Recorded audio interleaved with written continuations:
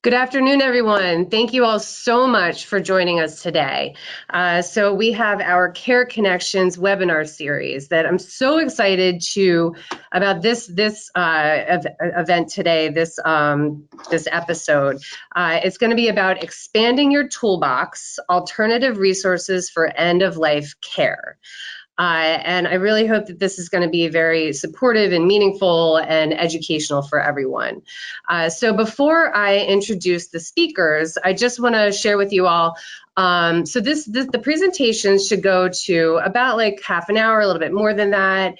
And during that time, while they are presenting, anytime that you have a question, just go ahead and type it in.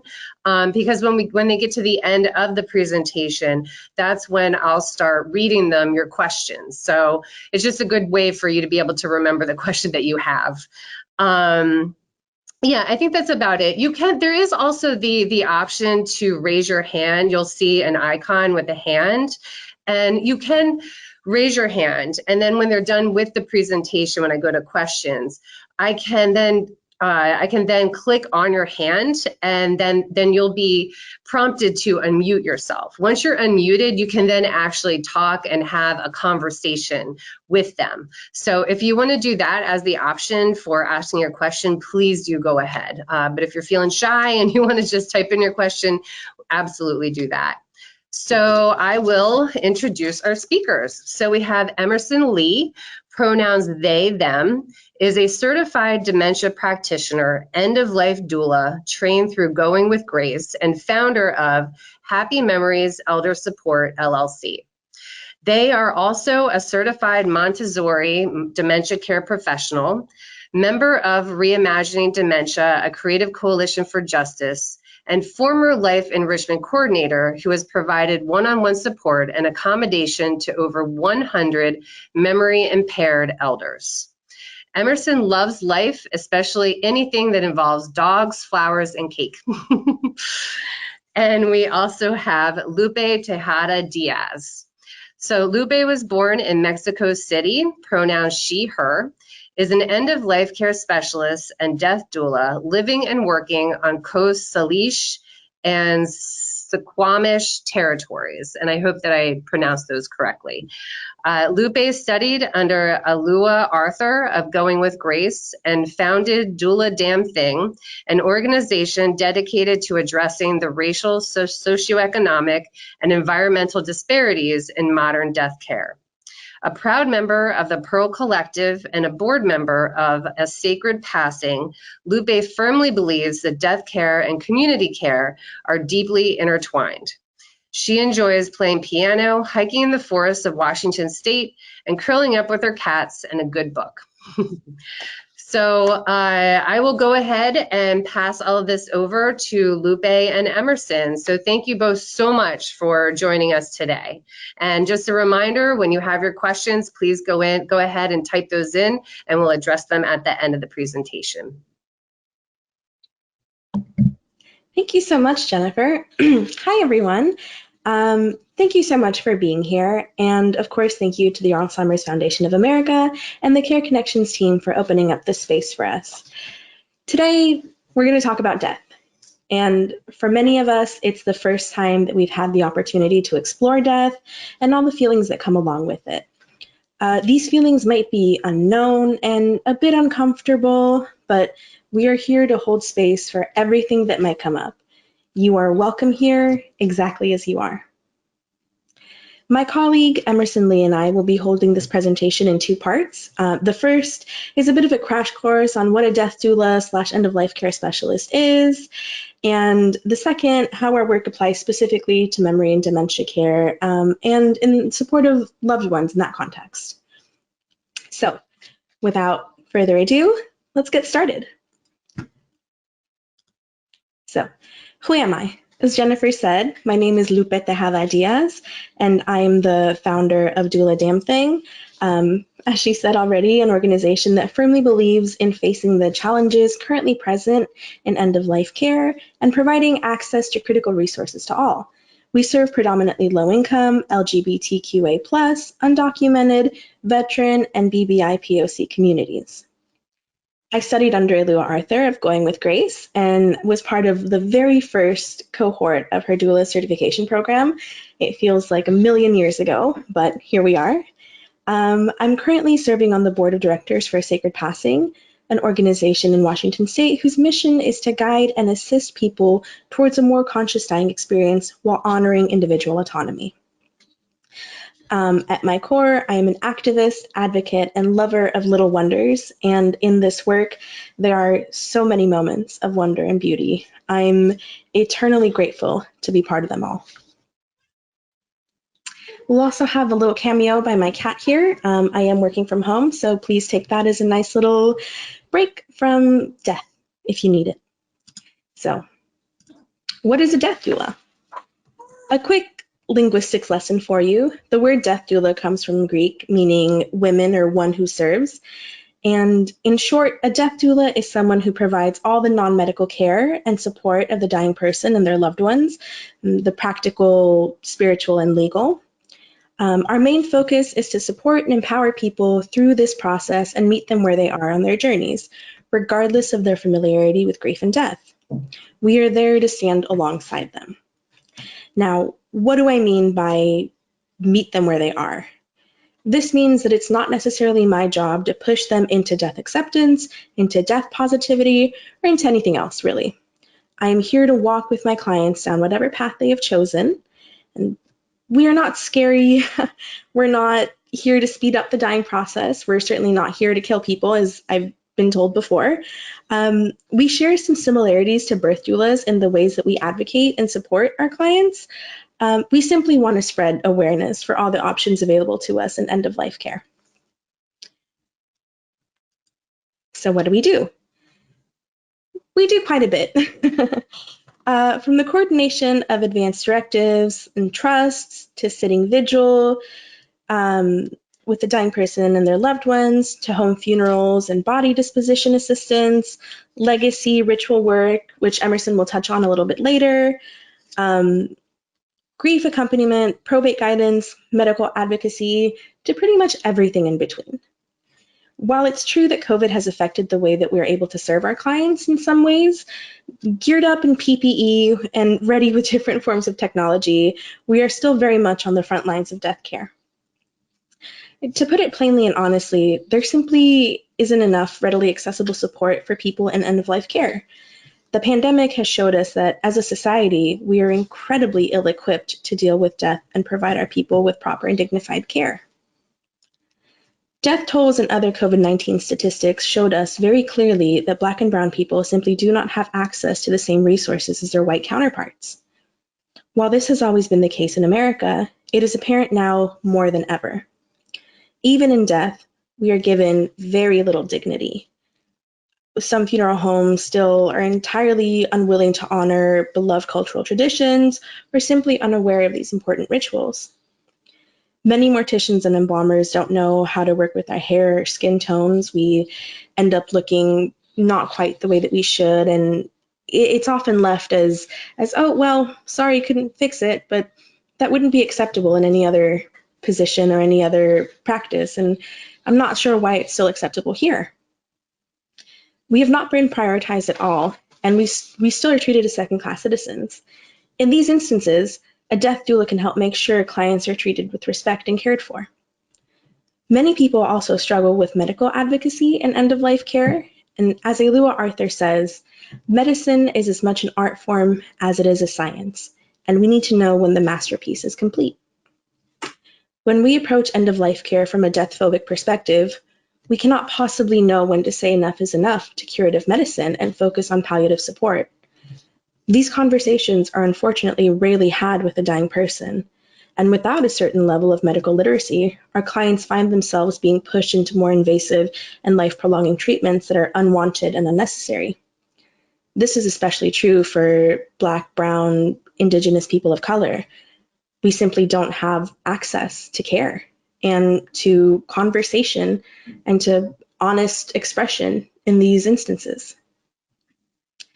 There are countless death care options, and one of the things that I like to say to my clients and to everybody who's willing to listen is that it's okay to die. And giving ourselves permission to be curious and to have these difficult conversations can help avoid further stress and tragedy. Over the course of the last 100 years or so, death care in this country has changed drastically. And I'm not talking just a little, I mean really, really drastically.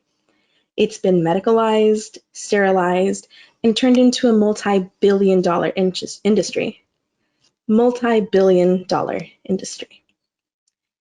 In this privatization of death, much of the knowledge and connection that we had with our deceased has been lost. And where knowledge is absent, rumors and myths have free range. We start to believe things like death bodies are dangerous. They're too dead for our society's delicate sensibilities. Somehow the absence of life means that this body is no longer the body of someone you loved, but instead a complete stranger that is hazardous, confronting and daunting. This is simply not true. For the longest time, death was a community and family event. It was affordable, it was normal, it was part of our everyday lives. We prepared for death the way that we prepared for birth, and we had clothes set aside the same way that we had clothes set aside for big events like weddings and christenings. Death was affordable. It was every day. Now many families struggle to find affordable options and services for their deceased. The funeral industry is, after all, an industry, and industries have to make money. Some funeral homes charge upwards of $20,000 for services that are overpriced and not at all environmentally friendly. Some things that are important to some people. Better options are available. They always have been. We just need to seek them out. There is truly something for everyone at any price point. So now that we're here, I'd like to take a quick moment for us to maybe slow down, take a breath. If you all would join me, I'd like to take a quick, let's say, 30 to 45 seconds of just conscious breathing. I'll lead you through this if you would join me. I invite you all to close your eyes and just take a few nice deep breaths.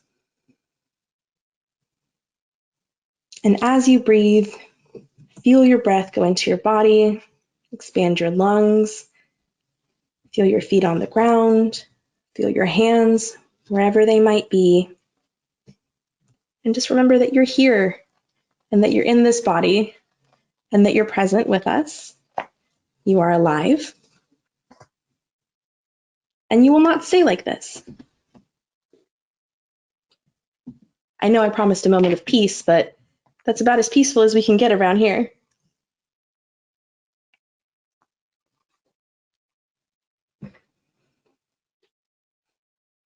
Thank you for joining me in that moment. Moving on to our next slide.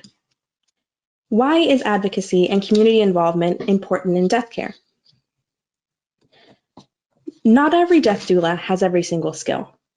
And with communal ties, there's always someone who might have the answer we are looking for, who might be willing to lend a hand, or who might have a little bit of knowledge that we couldn't have found otherwise. There are quite a few coalitions and collectives of death care workers who come together precisely to share their skills and their unique talents. I myself am a proud member of the Pearl Collective here in Washington State. And some other wonderful organizations are the National End of Life Doula Alliance, the National Home Funeral Alliance, the Collective for Radical Death Studies, the Order of the Good Death. There's so many more. I'm just naming a few here. With these partnerships, death care workers are increasingly able to reach clients and provide high-quality services. With the pandemic, we of course have had to adjust how and kind of why we spread awareness. While we are still able to go into facilities and take care of our clients, many of us have shifted our efforts to the digital world. Me, for example. We host a number of different online events for community education, and through online seminars, media appearances, and interviews with local news outlets, we find ourselves reaching more and more people than ever before. Demystifying the work and combating misinformation are absolutely crucial to ensuring people have access to all the resources they need, and they're needed now more than ever.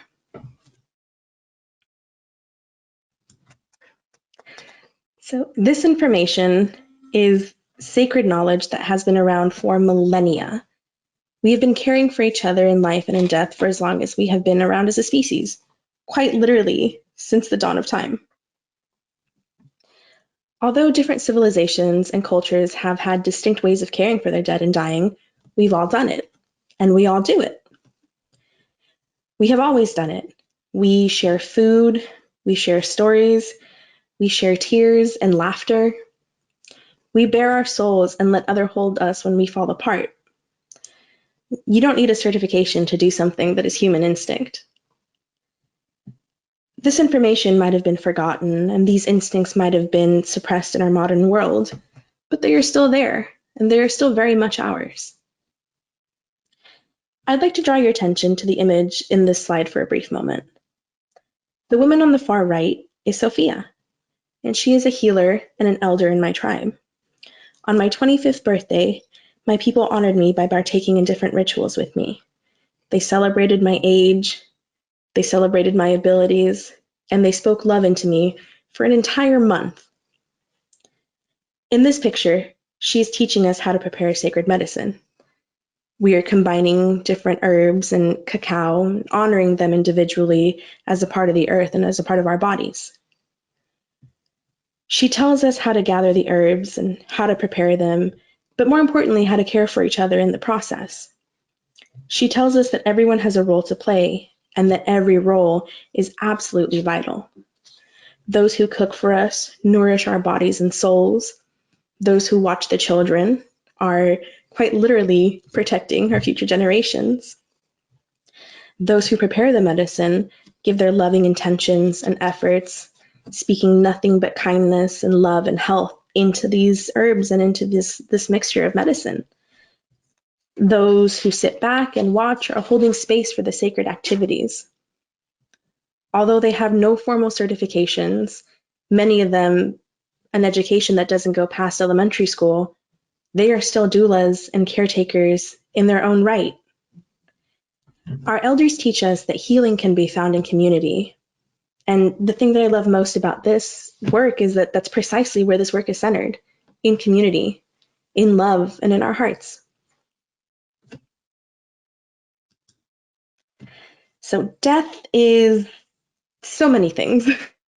In the West, I've noticed over my couple years here in America, it's unlike anything I've ever seen before. It's very taboo. We do everything we can to prevent death in the West. We are obsessed with youth. We market anti-aging beauty products and cosmetic procedures that swear to keep us young and beautiful forever. Even in hospitals, doctors avoid talking with their patients about death until it's almost too late. And even then, the conversations leave both parties with more questions than answers. My clients have told me it's difficult to get straight answers from the medical teams about their prognosis and about the way their lives are going to go, and how much longer they're going to go for. We overuse embalming to keep us from decaying for as long as possible. And we've even gone as far as using polite language to describe death and loss, as if it's not an inevitability that we will all one day face. Death will happen. It's a part of life. Talking about it and preparing for it won't make you die sooner, but it will give you peace of mind, and it can be a last act of love that you extend to your chosen family and to yourself. So I'd like to take this moment to switch over to my colleague Emerson, who will dive a little bit deeper as to how this work can help out in memory care and dementia, Alzheimer's, all that good stuff. Thank you so much.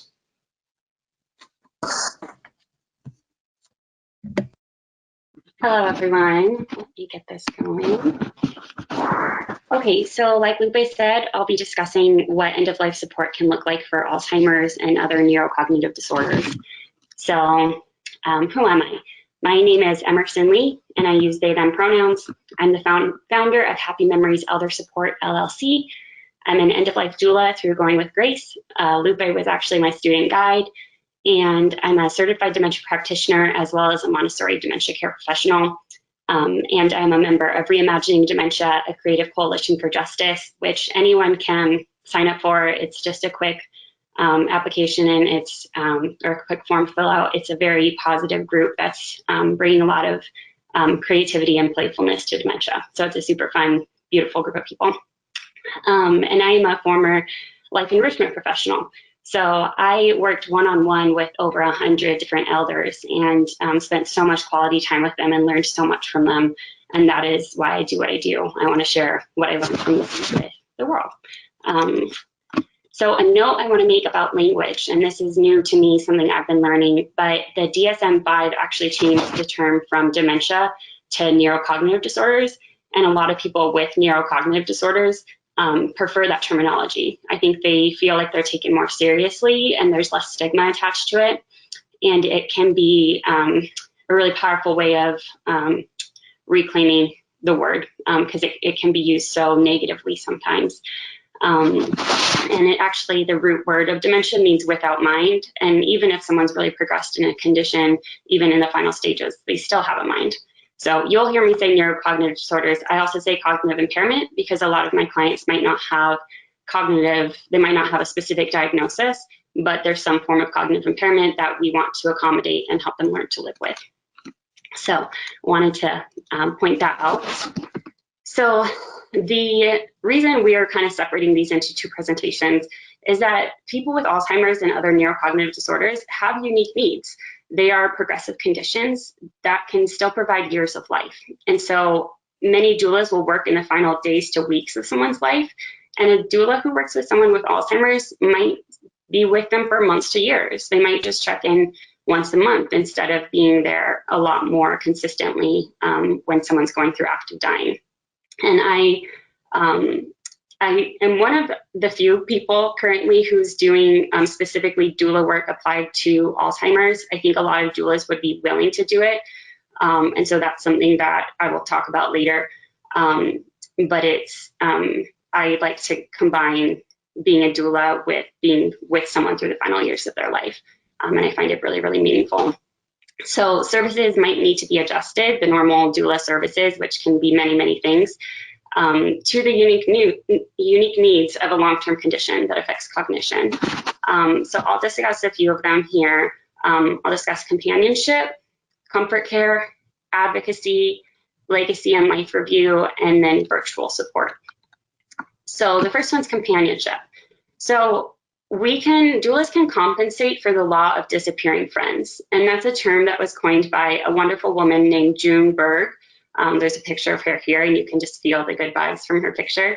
And what she said, and this is very sad and very unfortunate, and I think might resonate with a lot of people here today. As the timeline of the Alzheimer's disease progresses, the Alzheimer's victims' friends will diminish from several to none.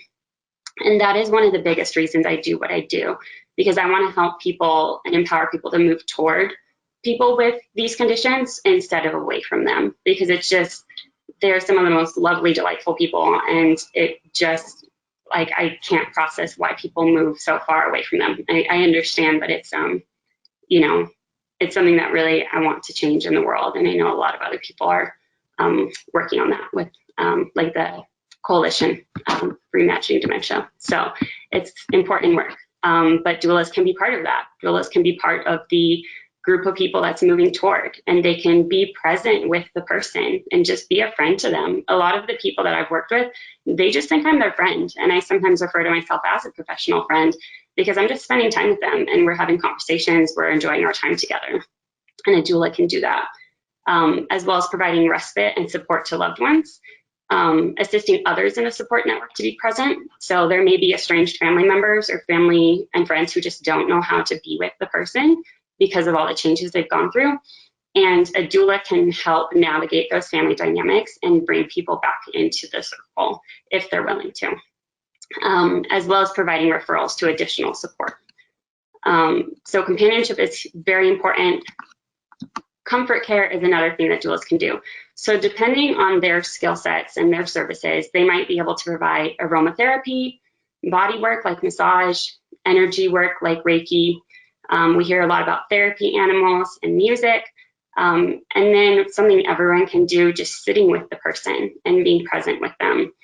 And if a doula doesn't do all of these things, they might have connections to people who do. Most of us know a lot of different people in the community who have different skill sets and might be able to offer these things. Okay, another big one that Lupe touched on is advocacy. It is a huge part of what doulas do. So what might that look like for someone with a neurocognitive disorder? One of the big ones is discussions with loved ones, having the hard conversations like Lupe was talking about of, you know, maybe this person doesn't want to continue medical treatment. Maybe they want to, maybe they don't want to die in a hospital, or maybe it's time for hospice. Doulas are trained to have those really hard conversations, but having them in a really gentle way where the people feel very supported. Doulas can also address concerns with caregivers. So I've seen many times caregivers might argue with someone, or they might chastise them like they're a child, or correct them on things they say. And a doula can also, again, gently suggest, you know, maybe there's a different approach we could take here. Maybe there's a different way to talk to the person that's going to be better for everyone involved, the caregiver and the person. The doula can also defend the client's wishes. So if the person has created an advance directive or stated their wishes in the past, the doula can help defend that. So a lot of times a doula is there to create the advance directive, and that might not be the case here. They might be more of a role of finding out what those wishes were and are, and then protecting them. Another one is prioritizing comfort and well-being. When I worked in memory care, I didn't work in the role of a doula, but I've realized later that I felt like one. I felt like I was being a doula to 50 people at a time. And I would find the favorite blanket that got lost in the laundry, or I would bring in a favorite food and things like that, really that they are acts of advocacy to bring and fight for this person's comfort and well-being. And then a huge one is navigating conversations with long-term care administration. As I think many people here know, rights are not always respected and needs are not always met in long-term care. And families take on a huge burden of addressing these concerns that they have. And they're often, from what I've seen from the inside, very, very valid concerns. I would tell family members, I'd say, you know, you are absolutely right to be upset with us. And I could see how hard it was for them, the burden of taking those things on. And a doula can take some of that pressure off. They can be the one, the family can talk to the doula who's on their side, who they trust and feel safe with. And then the doula can take that to long-term care and say, hey, like, we need to talk about this situation. And having a doula beside you in those conversations can be a huge, huge comfort. Let's see. Another thing, like Lupe had mentioned, is legacy projects and life review, and these are very fun. I'm a creative person, not in any specific way. I like just doing many different creative things, and that's kind of what legacy projects and life review can include is, you know, what creative things are these people drawn to, or maybe it's not creative, but finding whatever works for that person. There's just so many options, and it's so beautiful what people come up with. And the traditional model of a legacy project or life review is the person completes it before they die, and then they die, and then it's passed on, and it's enjoyed and appreciated by the family later. And with neurocognitive disorders, these projects can provide a lot of comfort and connection while the person's still alive. So they might, depending on the stage of the disorder, the loved one may be the one creating it with the client's assistance. And then they may enjoy that and appreciate that together. And then after the person dies, they can continue to appreciate that and have those positive memories. But the project can be like a bridge. It can help the family and the person feel connection again when they're looking at photos together, or when they're talking about this person's long-term memories. So it's a very, very powerful thing for this specific population and these conditions. So some examples of legacy projects and life review. I have seen all of these done in memory care, and they've all been done by family members. I don't think a doula was involved in any of them. So having a photo album with pictures of the person's whole life and their familiar faces and places and things they might still recognize and remember. A me book, that was a fun one, shares information like favorite things, accomplishments, fun facts, and then something a lot of people do is bring in the person's creative endeavors. So they might have paintings all around the wall, or the quilts that they've made throughout their life, model trains or cars or airplanes. And I've seen all of these, and it's really beautiful when the person is still able to point to it and say, I did that. It can be a huge source of pride. I think a lot of them know they can no longer do that, but the fact that they did and they can show it off is a really meaningful thing for them. And then I want to touch on virtual support. So all of these things I just discussed, they can be, a doula can provide them virtually. So a doula can coordinate companionship and comfort care, can get schedules for when people are going to spend time with them, and maybe can find ways to bring in different relatives to spend time, or people from the community. So that can be done from afar, as well as supporting loved ones and having those phone calls of supporting and helping them figure out, you know, how to handle the challenges they're experiencing and what they can do moving forward.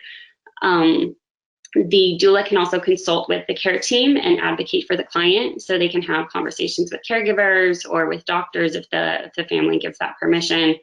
So it's a way of kind of bringing the whole team together, and the doula can do that from a distance, as well as guiding legacy projects and life review, talking through the process, the ideas, and being on standby throughout the process.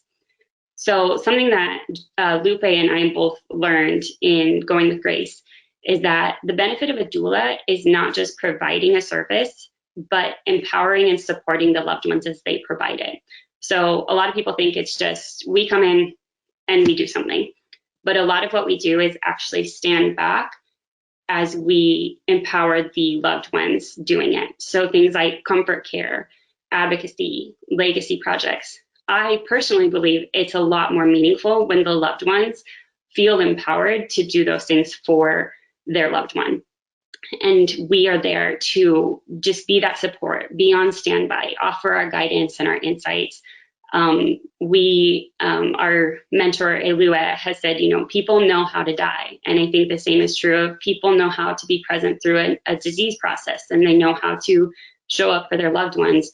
But our culture has stripped that innate knowledge from us. It has taken that and replaced it with this death phobia and dementia phobia, where we feel like we don't know how to do these things. And I want to tell everyone who's here, like you do know how to do them. Many of you are probably doing all of them already, and you can be empowered in that and feel confident that you know what you're doing. And a doula can be the person there to provide that empowerment. So one other element of virtual support is that doulas can encourage loved ones who live far away to provide virtual support to a loved one. So this is something I saw throughout COVID, and it was really, really beautiful. I saw people creating playlists, sending care packages, scheduling video calls, photos and letters, and the love was still able to be felt through those things. One of my favorites is the playlist. Someone from the other side of the world created a playlist for their loved one, and they had an Alexa speaker. So we could go by and say, you know, play this playlist. And I would walk past and just see the person in their room just singing along to these favorite songs. Even though they couldn't communicate so much verbally, they could sing along. And there was a lot of moments with music and things like that from afar, as well as all these other things. A note, and actually, I forgot to say this here, and it's really important. If you do a legacy project or life review, protect the originals of the items, because I have seen all of these things also get lost. Memory care can be a chaotic place sometimes, and things, whether it's the administration or other residents, things can get lost. And so if you have copies, then it's going to be a lot less stressful. So maybe you make 10 copies of the me book, and maybe you go through them all and have to get 10 more. But if you have those, it will be a huge comfort to you. So I like to make that point, but that's why I thought of here is that all of these things too, you want to let the long-term care administration or whoever is supporting the loved one, let them know that these things are there, and that, make sure, like, did my loved one get the care package? Is someone asking Alexa to play the playlist? A lot of people, unfortunately, working with people with neurocognitive disorders think, well, they don't know the difference. They don't know that a letter's on the way, or that they have, this technology that can play music from them. But get on people's case about it, because it's really meaningful when it actually does happen. So the big question, are there dementia-friendly doulas? The answer is yes, and it's a work in progress. So because end-of-life doulas are an emerging profession, a lot of us don't specialize in particular populations or conditions yet. But most doulas have their particular strengths and skill sets and the areas they gravitate towards. And you can connect with someone. We like to say as doulas that, like, the right clients will come to us at the right time. And I think people can believe too, like, you will find the right doula at the right time, and you'll find someone who resonates with you, and that is a good fit for what you're looking for. Many doulas have personal experience from family members, former jobs, and volunteer opportunities like hospice. So a lot of them may be really comfortable around people with cognitive impairment, but maybe they're not like publicly communicating that they are working with that population. So I'm going to discuss too how you might go about finding someone. So to find a dementia-friendly doula, one is be patient, because like I said, it is a work in progress, and reach out to me through that process if you are getting frustrated. But search for doulas in your area, or online if you prefer virtual. And there are things like collectives and directories and a lot of word of mouth. We're a very small and well-connected community. And so we can ask around, and we can find someone who's going to fit those specific needs. So search for doulas, state your preference for someone with experience. Be clear that you want someone who is going to feel confident coming into your home and spending time with your loved one. As well as asking for someone who understands, respects, and supports your unique identities. Those things like cultural background. If you, as part of your culture, have no intention of putting a loved one in long-term care, be vocal about that and state that that's something that that's important to you and that you want to be supported in. Because some doulas might not know that, they might not realize, and they might try to say, have you considered long-term care? Or, not knowing that they're stepping on your cultural background and your cultural values. So it's really important to be clear about those things. Religious background is important too. So if you want someone who's going to sit and read the Bible with your loved one, because that's a huge comfort to them, or sing hymns and things like that, you want to be clear about that so that you're connecting with a doula who feels comfortable with that and can provide that for you without any concern about it. So again, ask around and ask us to ask around. We are happy to help. When you have found some people, interview them with a list of questions that are important to you. And maybe you do some of this over email or a phone call, because I know it's hard to, schedule full interviews and sit down with them for an hour. But have those conversations, get to know them, and see how they might be able to meet your needs. And lastly, have an initial meeting between the doula and the client before hiring them. So see how they interact and ask the client how they feel during and after. And if they can't communicate how they feel, just observe and see how they're responding to this person. Because when you find a good doula, you're going to see that that fit is very positive. You're going to see that energy that this person feels supported. And that's the whole point of this, is that you're connecting with the doula, the client's connecting with the doula, and everyone feels that love and support, because that's the whole goal of this. So you want to feel really good about this person. So finding a doula can be hard under normal circumstances, but especially if you have specific needs. So one of the goals of Happy Memories Elder Support is to foster dementia friendliness for doulas, loved ones, caregivers, and the public, just the average person. Because like I said before, people really move away from it. And I feel really equipped to help people understand ways to move towards it and to reframe it to understand that these are wonderful people. They're smart, kind, funny, and there's so much of their spirit and their life is still there. And even when it seems like it's more gone, there are still ways to connect. And so I love doing this. I love sharing these things. I'm happy to do it for other doulas, for caregivers, family members, just anyone.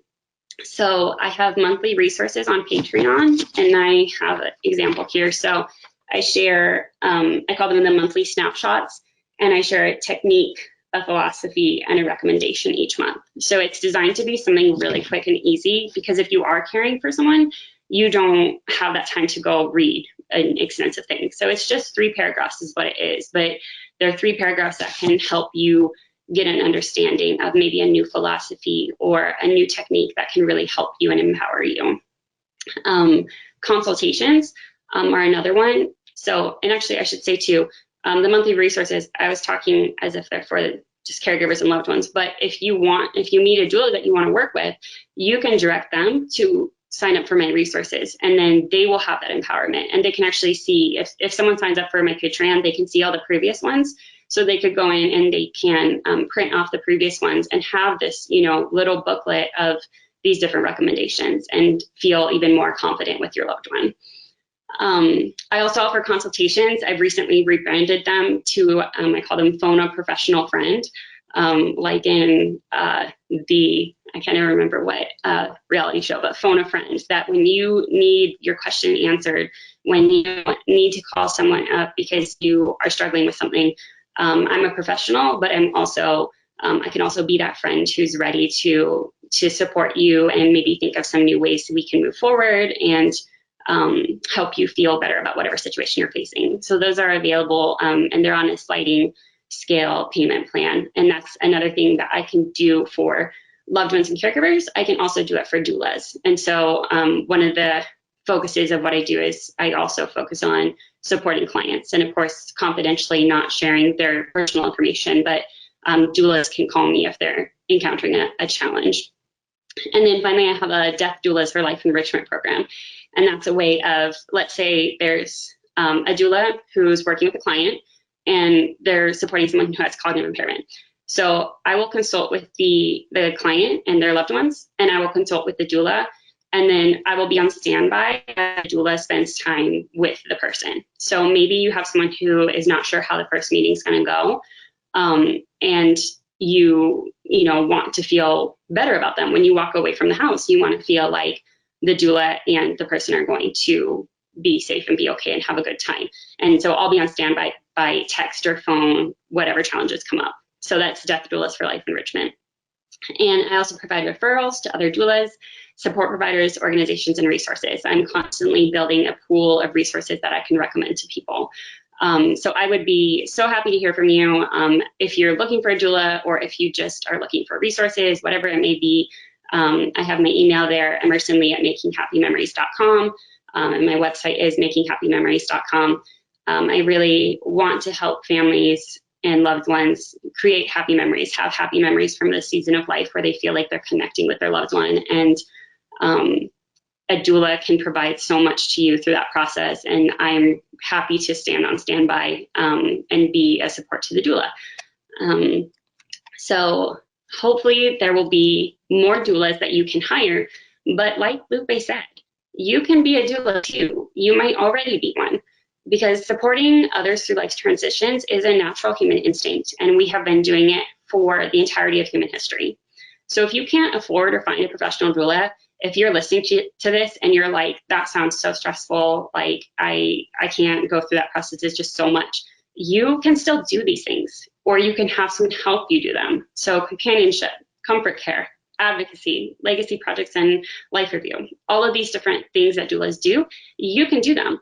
Or a helpful friend or neighbor may provide them for you. Sometimes we have community members or someone who steps into our life and, they're being a doula for you, and they might not know it and you might not know it. So maybe look around your life right now and see if you have any doulas in your life.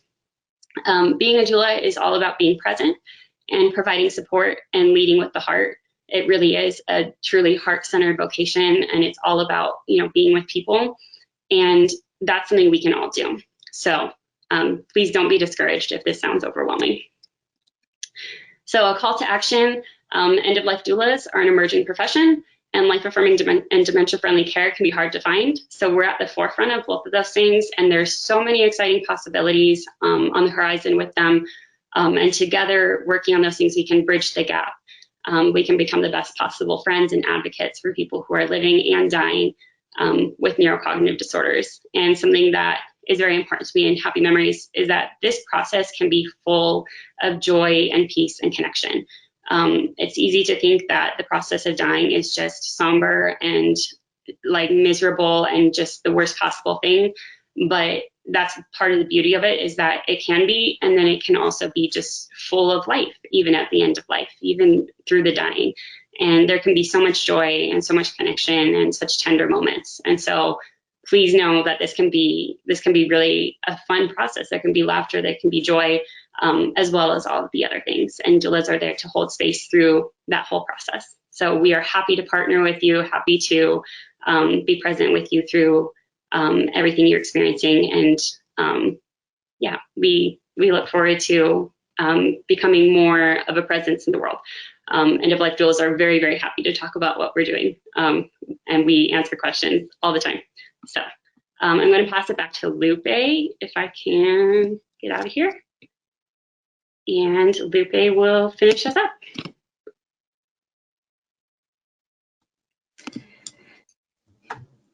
Thank you so much, Emerson. Yeah, so a couple quick things, like Emerson said, where you can find us. Here we have a couple resources of some really great places to go. And a lot of these organizations, like we talked about, are more than willing to work with wherever you are, however you are. We meet you where you are, all that good stuff. So a nice little wrap up and some final thoughts. Of course, we want to say thank you to the Alzheimer's Foundation of America and to all of you for joining us. And the last thought that I'd like to leave you with is death cannot take happiness. It cannot take the love and the happiness that we shared with each other. Those will always belong to us. And having these difficult conversations ahead of time or at all can help us enjoy a little more moments of wonder together. It can help us understand each other better, and ultimately, it can hopefully allow us to see death and, of course, ultimately life from a better perspective. Thank you so much. And thank you both so much. This is such beautiful information, and just the way that you frame it all, that it can be, there can be joyful moments and supportive moments toward the end of someone's life. And the collection of creative endeavors, really, it just brought tears to my eyes, because just thinking about, you know, what that could foster, just beautiful. So there are a bunch of questions. And Emerson, I'm not sure if you know, but you are not on camera. If you don't want to be on camera, that's fine. Oh, there you are. Okay. So I just want to tell a few people who've asked. The slides will be available. I think Emerson will be sending me a copy of their slides that I can send out to all of you. And a recording will also be available too. And someone did say, thank you so much, an amazing presentation. Thank you both for the great information. I teach about death and dying to my Alzheimer's patients. Where can I learn more about implementing some of your practices in my teaching? So there's a lot of, thank you. There's a lot of online resources available. As Emerson pointed out, we have quite a few different websites. If you just want to type a quick thing into Google, you can reach out to your local doulas. Really, the only limitations are your imagination, but online is typically where I go to get my information, as well as going to different care facilities, talking with them directly. There's so many people out there that just have this wealth of information, and they're dying to share it with anyone who's curious. Great, thank you.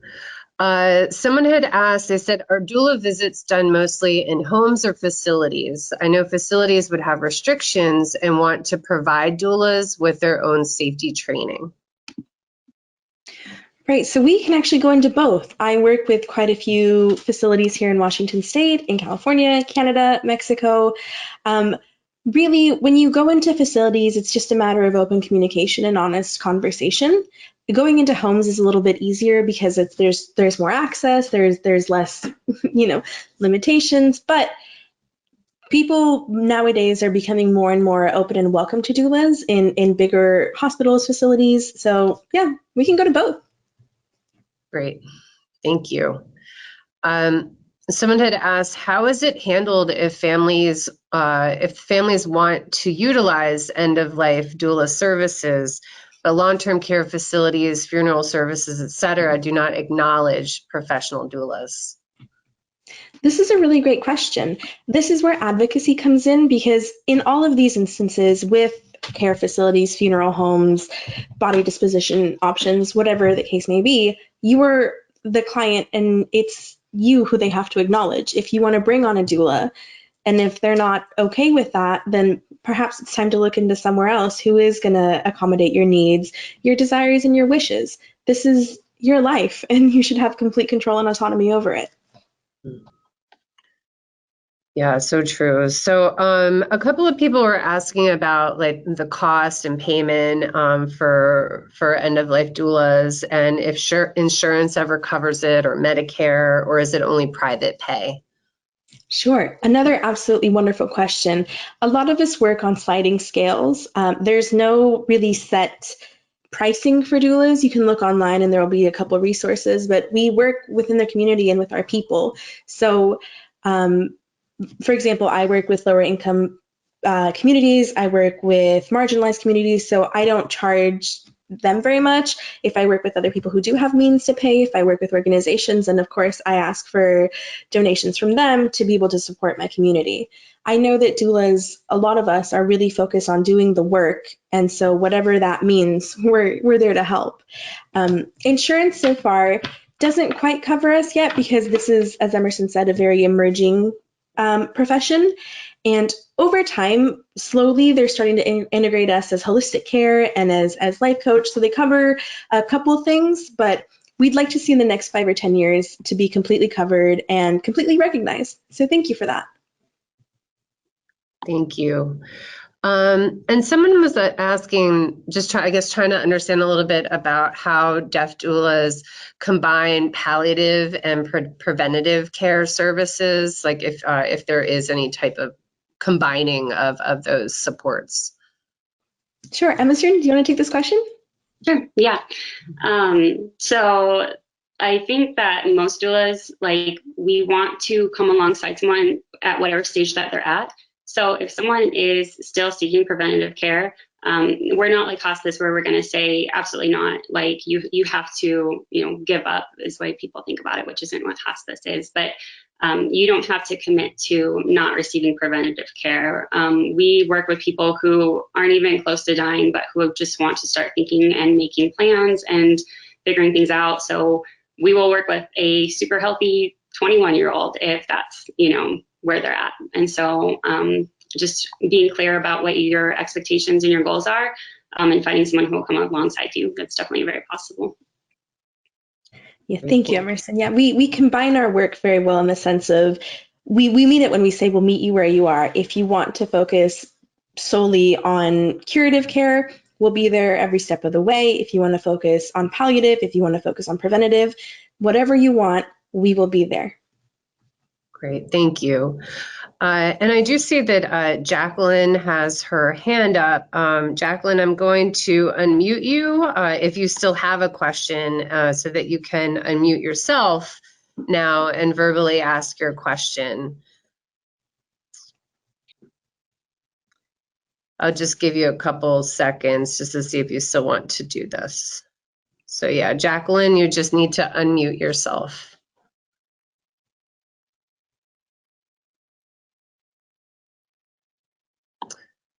Okay, well, Jacqueline, if you're able to do that, you can jump right in. In the meantime, I will, someone else has a question about what is the difference between hospice and doula?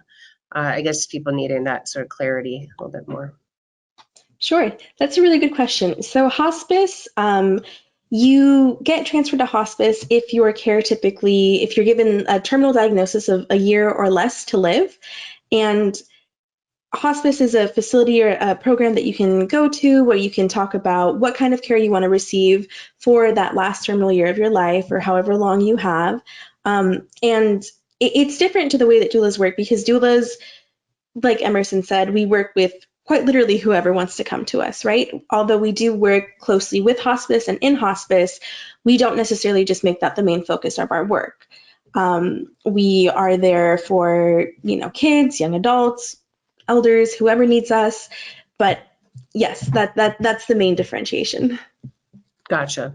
Thank you. I'm getting a ton of thank yous. This was an amazing presentation. So glad I was able to attend. It was a bit of a conflict. Grateful I made it. You are both doing sacred work. Thank you.